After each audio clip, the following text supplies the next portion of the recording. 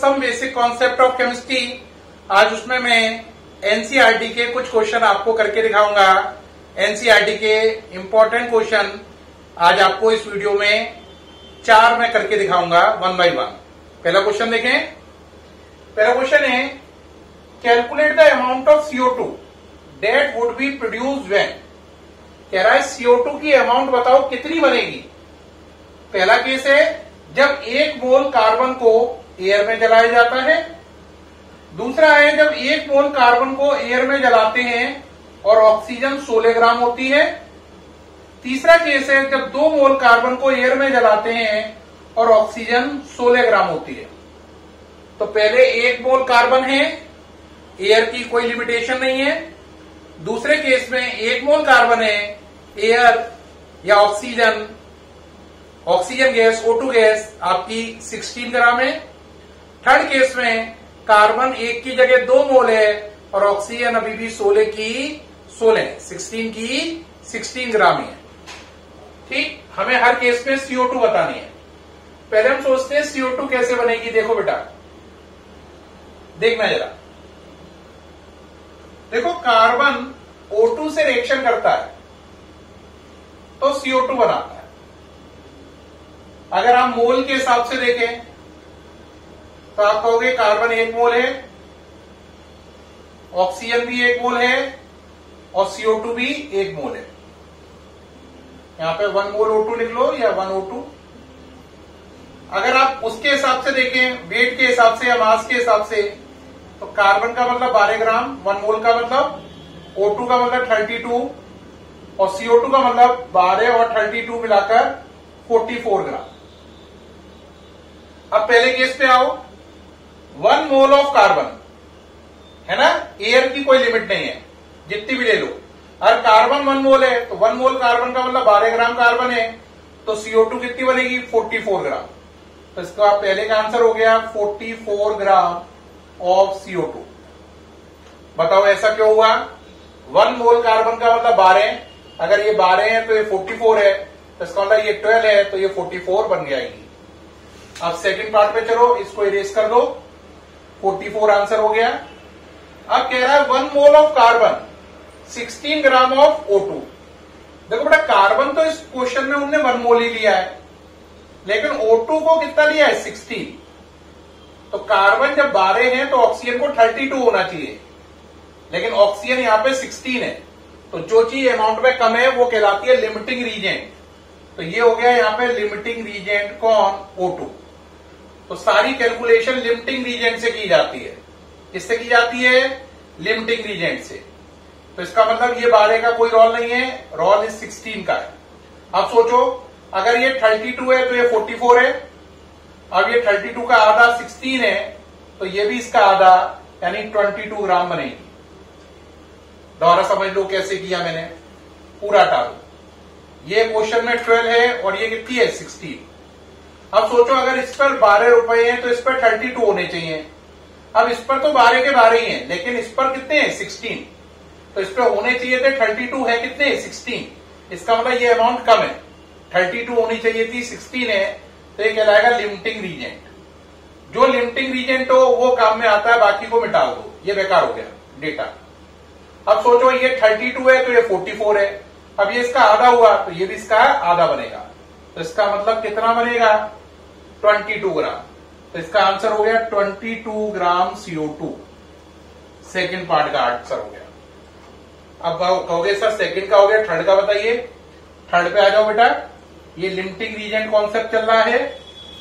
2 mole carbon 16 gram oxygen. 2 mole carbon का मतलब कितना कार्बन हो गया 24 ग्राम। ऑक्सीजन कितनी रही 16। अब जब सोचो ये 12 है तो इसे 32 होना चाहिए, और ये 12 का डबल 24 हुआ तो इसे 64 होना चाहिए था। 12 का ये डबल हो गया तो इसे भी डबल होना चाहिए था, लेकिन ये तो 64 की जगह केवल 16 ही है, तो इसका मतलब इसकी अमाउंट कम है, तो ये हो गया लिमिटिंग रीजेंट।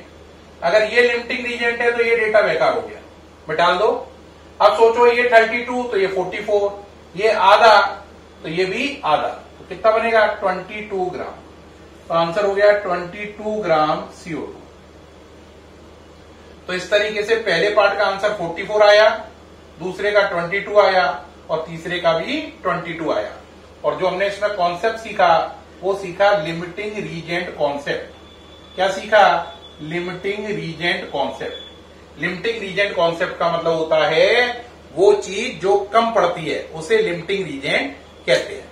इसी क्वेश्चन में थोड़ा सा मैं अपने मन से आपको एक डेटा देता हूं। ये तो एनसीईआरटी ने दिया, वो मैंने करके दिखा दिया। अब इसी में मैं आपसे पूछता हूं एक अपने मन से, ये चेक करने के लिए आप बात समझ पाए या नहीं। अगर वो कहता कार्बन जो है वो 2 मोल है ना, O2 जो है वो 96 ग्राम है, तब क्या होगा CO2? ये मैंने अपने मन से दिया है। अब बच्चे को क्या करना चाहिए, यहां पे लाइन खींच रहे, कार्बन 2 मोल का मतलब 24, O2 कितना लिखा है 96। अब पहले वो लिमिटिंग रीजेंट सोचे, ये 12 का डबल हो गया 24, तो इससे होना चाहिए 32 का डबल 64, लेकिन ये लिखा है 96, तो इसे 64 होना चाहिए था, 96 लिखा है, तो इसका मतलब ये एक्सिस अमाउंट है। तो यहां पे लिमिटिंग रीजेंट कौन हो गया? कार्बन। अब ये 96 बेकार हो गया, मिटाल दो। अब सोचो ये 12 है तो ये 44 है, ये इसका डबल हो गया तो ये डबल हो जाएगा, आंसर हो जाएगा 88 ग्राम। तो जो नया केस मैंने क्रिएट किया उसमें CO2 का आंसर 88 ग्राम आएगा। यानी बच्चे को लिमिटिंग रीजेंट चेक करना आना चाहिए, है ना। ये बात आपको समझ में आ गई होगी इस क्वेश्चन से। नेक्स्ट क्वेश्चन को प्रोसीड कर रहे हैं। नेक्स्ट क्वेश्चन पे आ जाइए। क्वेश्चन क्या है? क्वेश्चन इसमें नेक्स्ट चले, calculate the amount of copper in 100 gram of CuSO4। Copper का एटॉमिक मास दिया है 63.5, सल्फर का 32 और ऑक्सीजन का 60। कह रहा है अगर कॉपर सल्फेट 100 ग्राम है तो बताओ इस पे कॉपर कितना होगा।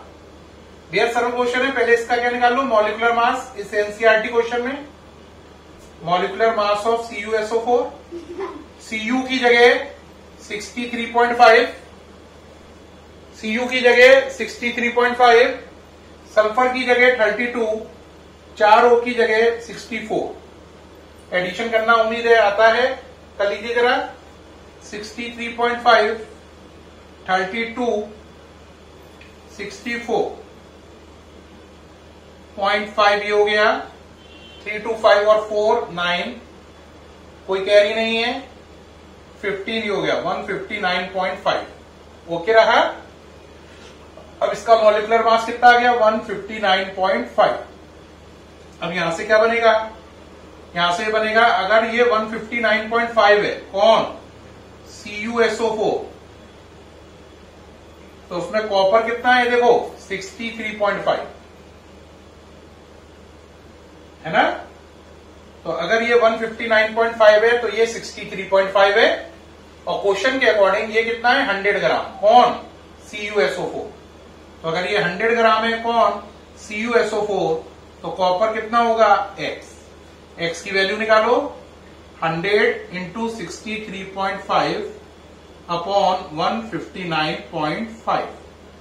ठीक, 100 का मल्टीप्लाई कर लोगे इसमें तो ये हो जाएगा 6350 अपॉन 159.5। सॉल्व कर लो x को, यहां से किसको सॉल्व कर लो, x को यहां से सॉल्व कर लो, तो ये आ जाएगा 39.81 ग्राम। तो 100 ग्राम कॉपर सल्फेट में, जब कॉपर सल्फेट 100 ग्राम है तो उसके अंदर कॉपर कितना निकल के आया 39.81 ग्राम। कितना निकल के आया 39.81 ग्राम। जल्दी से क्वेश्चन लिखिए, जल्दी जल्दी करो भाई, थोड़ा स्पीड बढ़ाओ। 39.81 ओके रहा, मिटा रहे हैं इसे। नेक्स्ट क्वेश्चन पे प्रोसीड करते हैं। नेक्स्ट क्वेश्चन पे आ जाइए। ये भाई नेक्स्ट क्वेश्चन पे आ चुके हैं, आपको नजर आ रहा है, इसे मिटा चुके हैं हम। कह रहा है क्वेश्चन नेक्स्ट में, calculate the mass of calculate the mass of sodium acetate. Formula होता है CH3COONA। Calculate the mass of sodium acetate required to make 500 ml of 0.375 molar aqueous solution।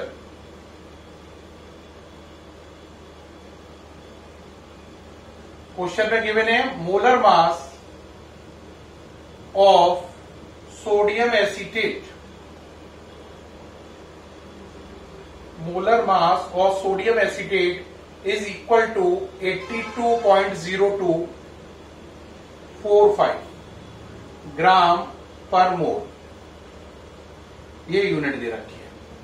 कह रहा है कितना सोडियम एसीटेट घोलें 500 ml सॉल्यूशन में कि उसकी मोलैरिटी 0.375 मोलर हो। यानी 0.375 मोलैरिटी का 500 ml सॉल्यूशन बनाने के लिए कितना सोडियम एसीटेट घोलना पड़ेगा। तो आपको मालूम है बच्चों, ये बड़ा सरल बात रही। मोलैरिटी का फॉर्मूला क्या है? WB into 1000 upon MB into VS इन ml। मोलैरिटी कितनी है? 0.375।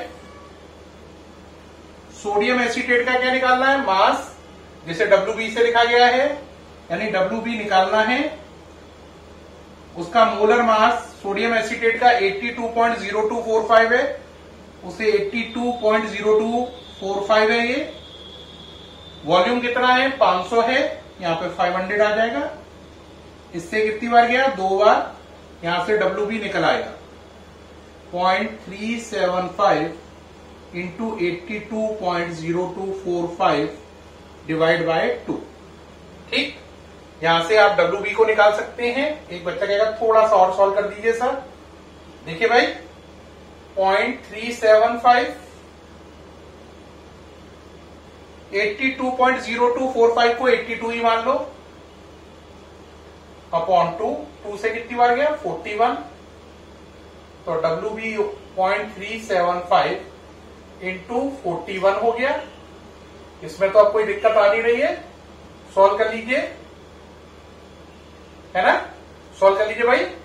सॉल्व करने पर ये हो गया 15.38 ग्राम। 15.38 ग्राम्स।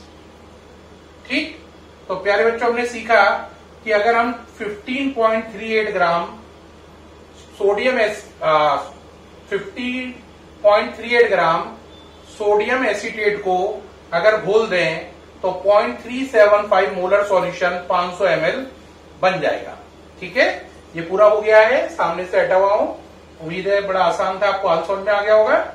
ये मोलैरिटी का फॉर्मूला है। WB का मतलब जो सोडियम एसीटेट है उसका कितना वजन घोला है, MB का मतलब मॉलिक्यूलर मास, VS का मतलब वॉल्यूम ऑफ सॉल्यूशन, M का मतलब मोलैरिटी। ये दोनों ग्राम में लेने हैं, ये ml में लेना है। ये हो गया पूरा। नेक्स्ट क्वेश्चन देखें, 4th क्वेश्चन, जो इस वीडियो का लास्ट क्वेश्चन है। नेक्स्ट क्वेश्चन है आपके लिए, कैलकुलेट, नेक्स्ट क्वेश्चन है एनसीईआरटी का, calculate the concentration of HNO3 in mole per liter।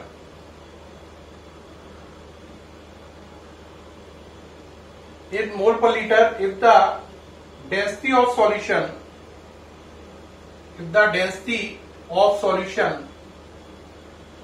is 1.41 gram per ml, 1.41 gram per ml, and it is 69% by mass, 69% by mass। सामने से हट गया हूं। कह रहा है HNO3 की कितनी कंसंट्रेशन होगी? कंसंट्रेशन का मतलब मोलैरिटी। कह रहा है HNO3 की मोलैरिटी बताइए अगर डेंसिटी इतनी है और ये 69% बाय मास है। सॉल्यूशन 69% बाय मास है, डेंसिटी इतनी है, तो कह रहा है कंसंट्रेशन यानी मोलैरिटी इसकी निकाल के दिखाओ। तो बेटा मोलैरिटी का परसेंट बाय मास से डायरेक्ट लिंक होता है। Molarity equal two percent by mass into DS into 10 upon MB, molecular mass of solute. तो देखो परसेंट बाय मास कितना है 69, डीएस का मतलब डेंसिटी कितनी है 1.41 इंटू 10, मॉलिक्यूलर मास निकाल लो किसका HNO3 का। कहोगे कैसे निकालें, यहां पे कर लो। H का मतलब 1, N का मतलब 14 और 3O का मतलब 48। सॉल्व कर लो 63, तो इसका मॉलिक्यूलर मास आया 63। अब निकल आया तो इसे मिटा दो, यहां से जगह खाली कर लो। यहां पर कितना वर्ड लिख दो 63 इसका मॉलिक्यूलर मास। सॉल्व करो यहां से 69 इंटू 1.41 इंटू 10 है ना, और अपॉन कितना लिखा है 63।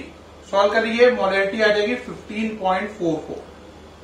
प्यारे बच्चों ये इसकी मोलैरिटी निकल आई 15.44।